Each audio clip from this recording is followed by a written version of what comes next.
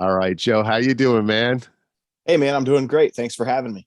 Dude, your music, this band has given us so much joy, but it's reached a level. It's like your Joshua Tree or your Black album this round, and it's just so much fun, man. First, want to say thank you for the music. It's such a blast. Well, thanks for the kind words. I can't take 100% credit. There's a couple other guys, most notably Charlie Benante from Anthrax, who is our drummer, and Yeah, our buddy Tom, who does a lot of the songwriting as well. But yeah, those guys, are just as much, a piece of the puzzle as I am, and super thrilled to be working with guys that are such Kiss geeks yeah, like yeah. us. It's such a joy, man. When did you first get into Kiss? What was your gateway to Kiss? So that's an interesting question. As far back as I can remember. So I was born in '83. Okay. So I kind of came into the game late. But that being said, I had an older brother who was, very, very into Kiss, makeup and non-makeup. Going through the '80s, he waved the flag for them Yeah. and just supported them. And I kind of vicariously lived through him watching all these albums, come home with him. And when he would be gone, he had the solo albums hanging on his wall, the '78 solo albums, Yeah. and just the artwork. As far back as I can remember, he had those on his wall. So I'd say, my first memories of actually knowing I enjoyed it and loved it was probably around 4 years old. And I remember singing "Cold Gin" as a kid, and Right. not even knowing what I was singing. Yeah. And those are some great memories, and it kind of just blossomed from there every year. It just got more intense and wanted Totally, to learn totally. more. Because So as a kid, that's why people always talk about Kiss production and these things. I go, but as a kid, I saw more as the Incredible. I love them and love non. But at first, it was more like superheroes, like like Spider Man or sure. something like that. It was just so large and such a part of us. You know what I mean?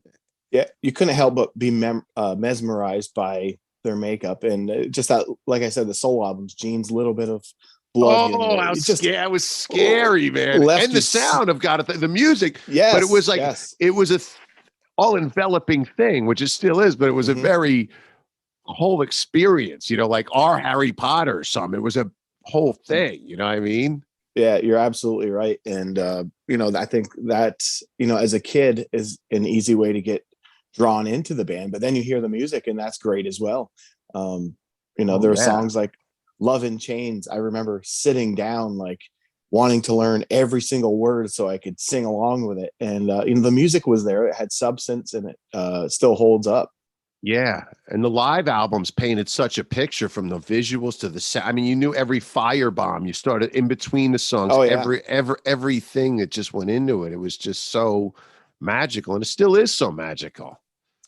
Yeah, it really is. It stands the test of time, and it speaks volumes when this Classic '78 thing kind of grew legs. It was just something fun to start out with, and then it kind of became a thing. We ended up on the iTunes charts on a number one rock album for days, and that was just like mind blowing because we're doing this for fun, just at being Kiss fans, but Yeah. it speaks to the fandom and how serious Kiss fans are about this music and a sound that no one makes anymore.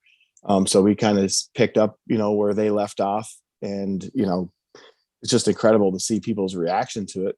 But Oh, dude, it's so. And how I'm sure you're sick of this question, but how did it start? What's the genesis of Classic 70? How does this thing start?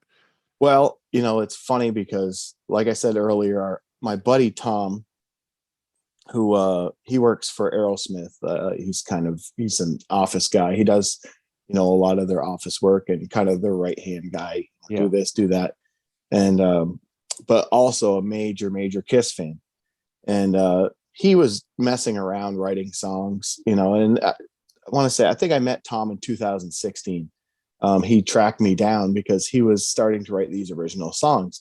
Well, I had been doing my own, stuff, trying to finagle a Kiss song here or there, but I would cover as closely as possible, some other Kiss tunes. So he reached out to me, and he said, "Man, I really like what you're doing. I don't know how you're capturing these sounds, but we should work together." And and he had a friend that played drums, Rory, who was excellent. He played on the first two releases that we did. And eventually Rory just kind of became, too busy and whatnot with, his home life. And so Charlie was a big advocate of the group since the first release. And I kept in touch with Charlie, and we had mutual friends. And next thing you know, it was, hey, Charlie, yeah, we're going to need a drummer soon. We were thinking about having multiple drummers kind of be guests on the album. And Charlie took it and said, let me be the guy. I'd like to do this. And, but that's kind of the genesis of it. Starting out, it was very organic, just a couple Kiss fans wanting to do something fun. There wasn't a whole lot of thought behind it, except, hey, let's see how many YouTube views we could get or whatever. Yeah. And wow, I guess it's that love thing, man. That just sure. Did you look for people that were that had the qualities of Kiss and the sounds, or did you join the band and go, now we can all kind of step in these characters and kind of like not imitate? I don't like that word, but I mean, step in. Sure. How did that happen? Was that more when you think? Well, luckily, like I said, once again, organically, like everyone that we kind of crossed paths with had that certain distinct, I'm a big Paul Stanley guy. He was my favorite member, from the beginning. But I just wanted to kind of do that thing and kind of be a, little clone of Paul Stanley, covering some tunes. And then to be able to step into that and kind of try to, like you said, replicate or kind of pay tribute to. I know what you mean about the word. It's not imitate, because I know I've written songs as a guy, and sometimes you step in someone's head. I think it's more stepping in, like you inhabit it. We go see cover bands, you're imitating, but you're stepping in a mindset in the way and some people do it visually. Like I forget what band at the Whiskey, and they sounded okay, but visually they were in it. You're like, that band's twitching the way that this, like they are in it. And musically, you guys have stepped in it. You've stepped in inhabiting, that's what I mean. Like, but Tom, is really, really big into Ace. Like he does the Ace vocals and the guitar solos, just like so much like Ace. Like you said, he kind of steps into that character and almost becomes, an extension of that. And, we're not exact replicas. I'm not Paul Stanley, and I'll never be exact, but the feeling and the experience that we're trying to portray, kind of gets put out there, and it it's close, close enough to the bone where it's amazing. It's amazing, and it isn't happening. And I love that, because you're either going to do it visually, and everybody does it visually, but you guys do it mentally. It's very mental. So does Gene write for Gene, and relating to you guys and how you do this, or is it like Paul wrote God of Thunder and the Kids? Who's writing for who as far as characters? So in this case, Tom does a lot of the heavy lifting on the writing. For a long time, we kept our identities kind of hidden because we wanted to add to that experience. So Tom took very little credit. And then when I joined Chris Jericho's Kuarantine group, he's like, dude, you're like the street cred that, we need the Klassik 78, behind us. I said, absolutely. So I kind of became the face of it. And then just recently, we, let the cat out of the bag, so to speak, with Charlie playing the Peter Criss parts, and Tom, kind of, he's still not 100% open to being out there, because it's kind of part of the experience. Once again, it was let the mystique kind of take over. Let's let people think that these are faceless people that sound like Gene. Let people picture Gene singing a Gene song. But everyone pretty much takes on their own persona. There's three of us, so Tom does the Gene vocals as well, but I do a Gene vocal, but we both could kind of do them comparable, but he does a really nice young sounding Gene, with a slight I totally get what you did. Yeah, you know, he Just had that the different eras of G, you know, like sure. Domino's different than a wow. It really is. But it's pretty wild. You know, technically speaking, Charlie as a drummer really stepped into the Peter Criss role, being such a huge Peter Criss fan. He literally one day he sent me a selfie. It was an aerial view of his drum kit that he mic'd up just for these sessions, and he replicated everything, whether it was the snare drum or the way that the bottom heads of the toms didn't have, Yeah. there was none there. Like it was, concert toms, and he really kind of went the extra mile of trying to capture these tones and that vibe. And those are the kind of people I'm blessed to work with, because they go that extra mile. Why don't we Yeah. really, mic the kid up like Eddie Kramer did, and these guys are just incredible to work with. And I do a lot of the guitar, like in the intro to Show Me Your Love, that Paul Stanley 78 kind of vibe. That was something I wrote and kind of put together, but it's a big group effort. I'm sure. Yeah, like Kiss. Sure. Yeah. I mean, everyone has their own individual persona to kind of put into the stew, so to speak. And you've got to be so smart when you're doing this, but like, and people hate when I use this word, but like, I always think my favorite albums, the bands were younger, and there's almost a stupidity or dumbing down where you go, oh, like this might go too long. Where as Kiss got more proficient at songwriting, things were in there, but like this went a little too long, like a Black Diamond. You're like, Sure. That's just like crazy mindset. And you're in that mindset, like that intro to Show Me Your Love is just like, who knows that's what it's supposed to be. Yeah, I actually, I think it was Paul Gargano from Metal Edge was, he's like, these are too long to be Kiss songs. And I said, well, actually, No way. if you listen, they're album songs. They're not singles, and they weren't trained that way in the beginning. They just were playing rock and roll the way they knew. Like songs like Strutter would have a extended solo at the end or whatever, and they weren't really cut out for radio. Like Rock and Roll All Night was. They had no solo in that. Like you said, starting out as a rookie and being hungry for success, but still kind of naive to how the record business works. Yeah, you're just like in your first band, you're like, play that part longer. Let's get soft. And even Guns N' Roses, the first Crew, it's like those albums, I think part of the amazingness is just go, let's go, do that again. That like you're just right. Sure. You're just young and you're just drinking beer practice going, yeah, that's cool. Right. End of Black Diamond, like, come on. But you're in that mindset. You guys right. Got it. Yeah, and with every effort that we put forth, if we're able to do a next album, which is a good possibility, we learn something from every album, or we say, hey, you know what we didn't do on this one that we should do on the next? Why don't we put a ending like Shock Me, or because they had a lot of progressive kind of riffs, and little things that diehard Kiss fans love. I don't know about you, but like the live version of Shock Me, when they kick in with that, oh man, that's just killer. And I'm like, it's in my DNA, dude. I mean, exactly. I play bass. I can't get the Gene Simmons slide. I wish I played. It will never leave my. It's just in my DNA how I play bass. It's like, it's just like you say, that the live versions, the whole thing is just so crazy. And dude, the album cover. Let's talk that. Like the album cover took the jump with the music. That album cover, when you look at the fucking roller coaster, dude, they put the roller coaster in. Yep. It's those details. What was that about, the album cover? Claudio Bergamin is the guy who did the artwork.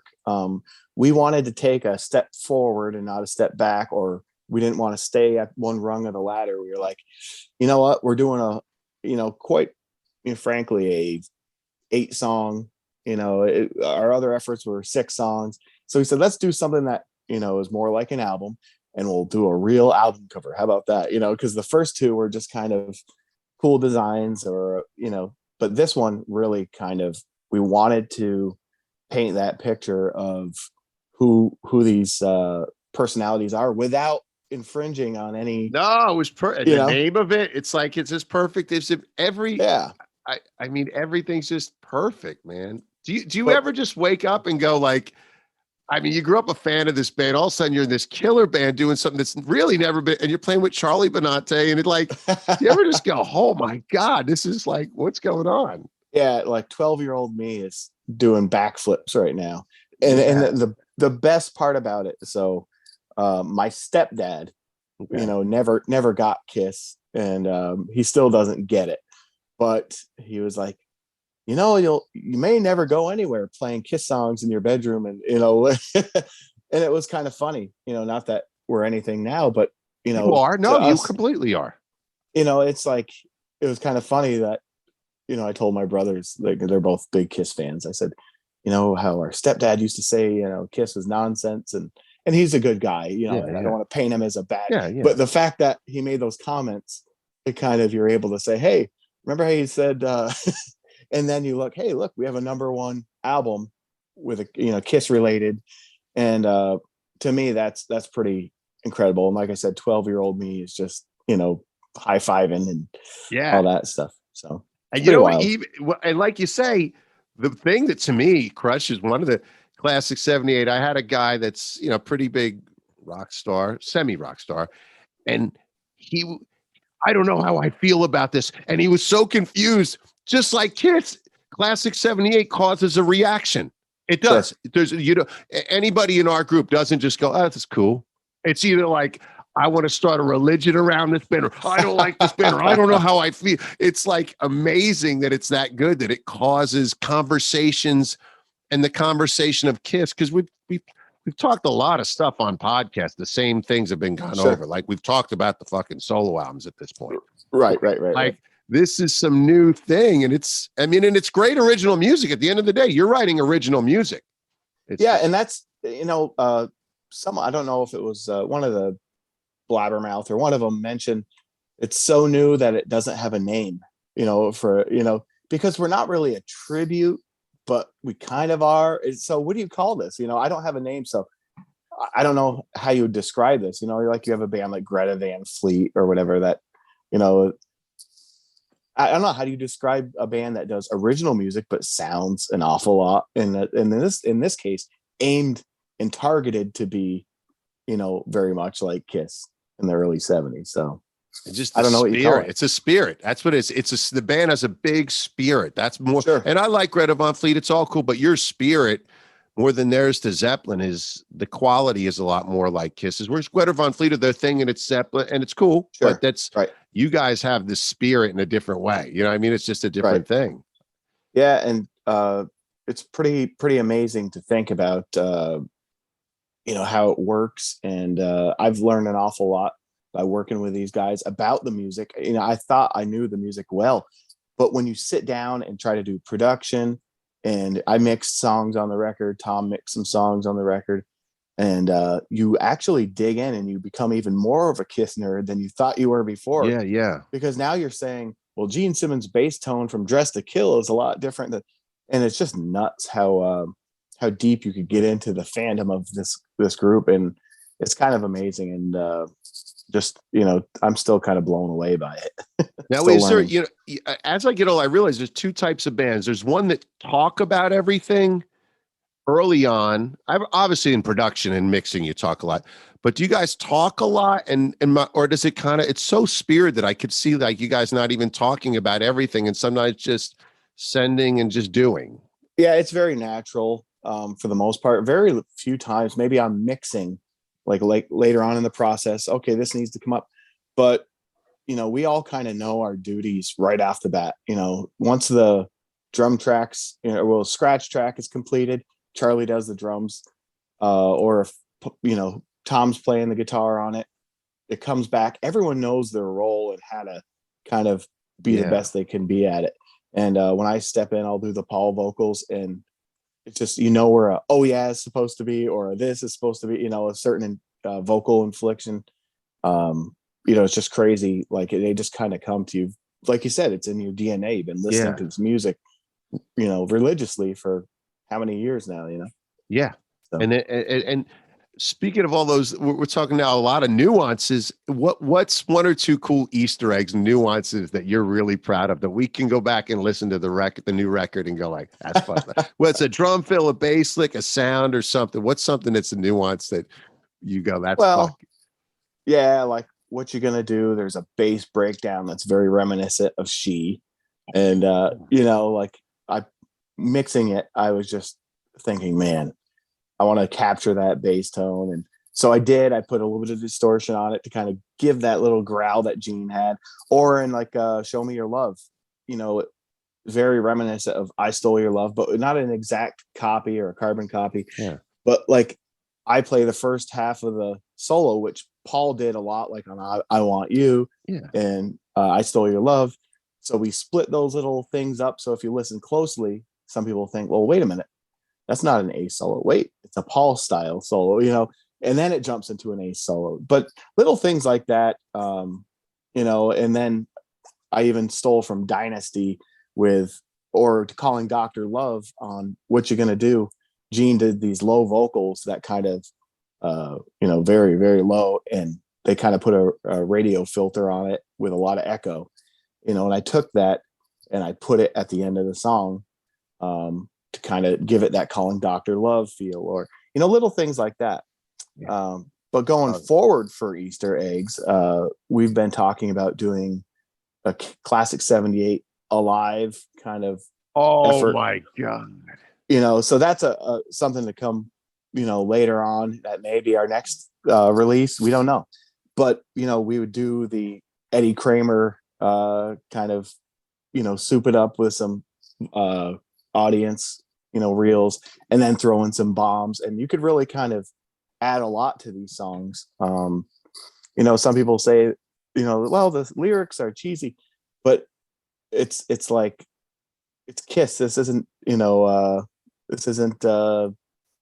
Dylan or Mozart that we're talking about here. We're talking about Kiss in the 70s writing lyrics that had a little bit of tongue in cheek to them. So but one of my good friends for years before he passed away was Kim Fowley, and he wrote wrote King of the Nighttime When Jill, and he just said stupidity is everything, man. You know what I mean? And rock and roll needs a little bit of stupidity. I mean, when it does, those it's not as much fun if you're singing about world, because the whole point of rock and roll is to forget about all that nonsense, and forget it, and close out the rest of the world and just kind of focus on a little bit of ridiculousness, a little bit of fun, a little bit of fantasy and whatever. And that's kind of what these songs are based towards, pretty interesting.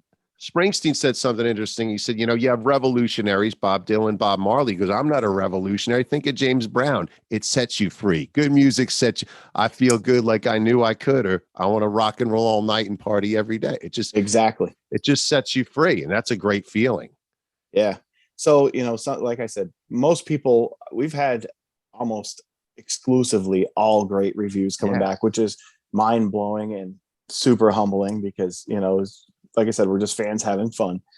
But then occasionally you'll say, well, why isn't it on Spotify? Why isn't it on this? And, this song lyric is cheesy. And it's like, if you look at the lyrics, like I said, you can't compare them to modern day songwriting. You got to almost climb back in your time machine and go back to 1976, 77 and listen to some of the words that Gene and Paul were, putting on paper with these songs.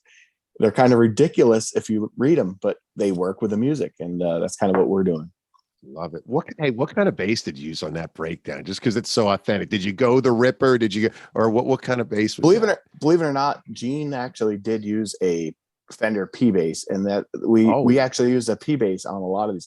Now, however, the growler and grabbers are amazing, and maybe for a live album we may pull those out, but we got an excellent tone from that P bass.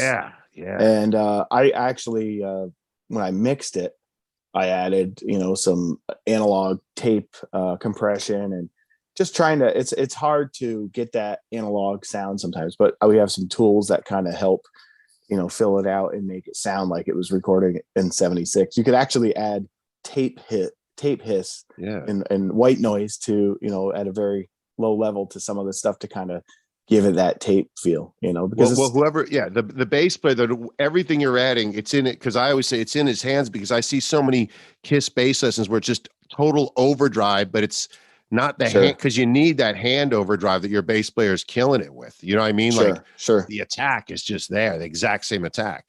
Right. And the same thing with Ace's playing. If you listen to his certain pick attack, oh God, yeah. There's, very distinct. This band, that's why it stood the test of time, is everything about it, from the music to the visual, was unique and stood out. Like you said, the bass sound alone. Who else has a bass sound like that? I can't think of many, bass players with that tone or that picking style. And Gene doesn't get enough credit. No way, dude. No. And he doesn't want the credit too. And I'm thinking, dude, you have some incredible bass lines on these, and they just kind of fall by the wayside because he doesn't. It's almost like he doesn't want that label as being a serious musician because he doesn't need it. I don't know. It's part of the character, but he's straight John Paul Jones and Paul McCartney. You just see that the way it's like like you say, his singing and playing are so joined that it's just if you love Kiss, you go, that is him. If you see, right. I'm sure there's a few tracks he's part of it. He didn't need to play on without the makeup, but. Right. Would you guys ever do a Dynasty type record? Just because I love that disco confused era for rock bands. It's funny, I'm the same way. Charlie isn't really into, he likes Dynasty. But I think they and myself, we all agreed that, Dress to Kill, Rock and Roll Over, and Love Gun and solo album stuff.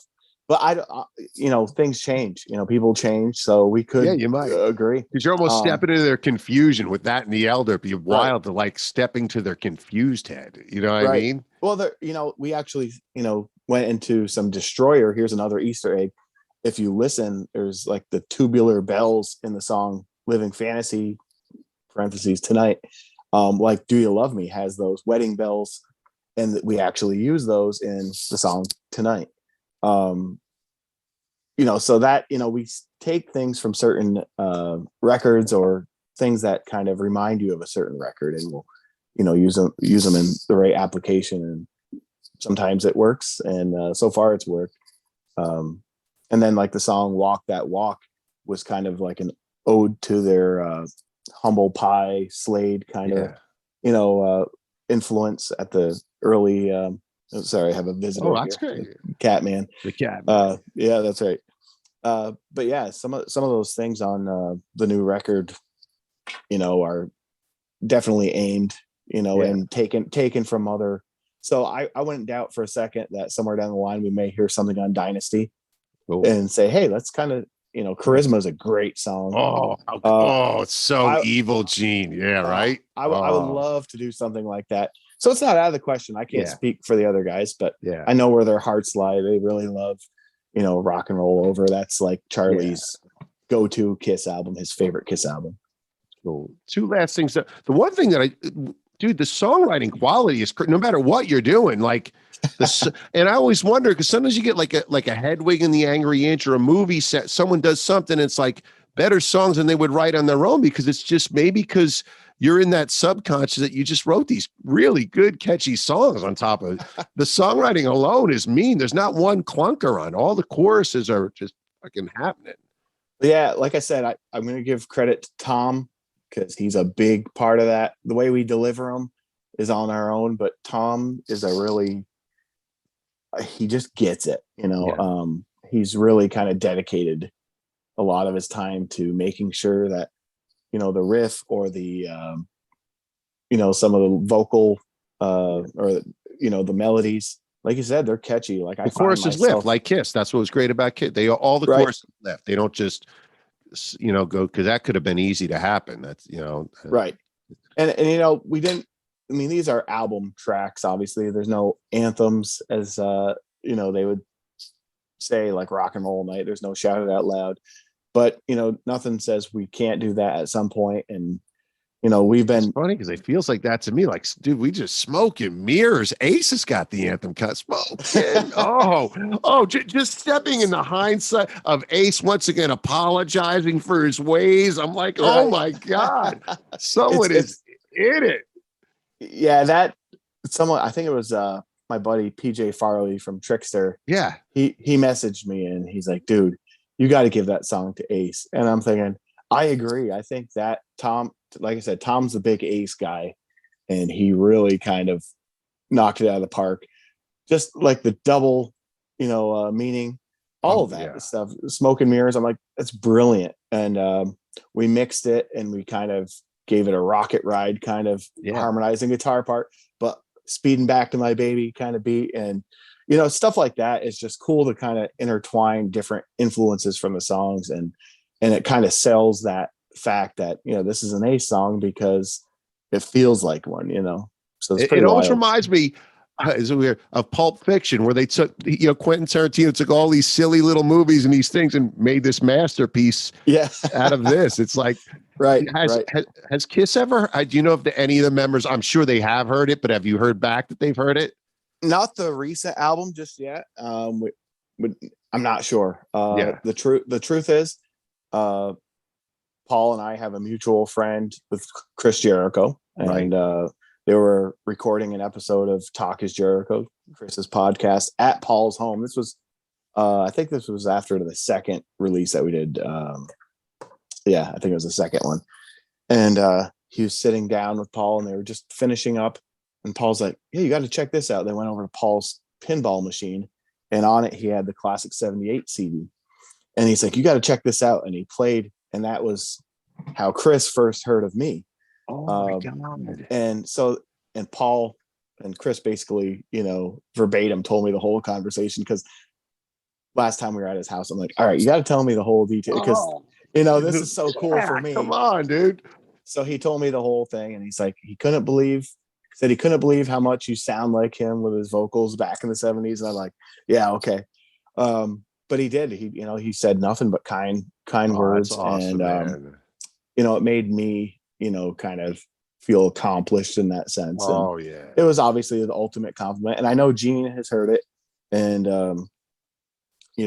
so much so, I think on the A&E biography, they used some Klassik 78. Tom actually has 4 writing credits. Oh, wow. For that. So they used 4 of our songs, because you know how it is with music licensing. Yeah. It's kind of a who knows, so they work on a budget.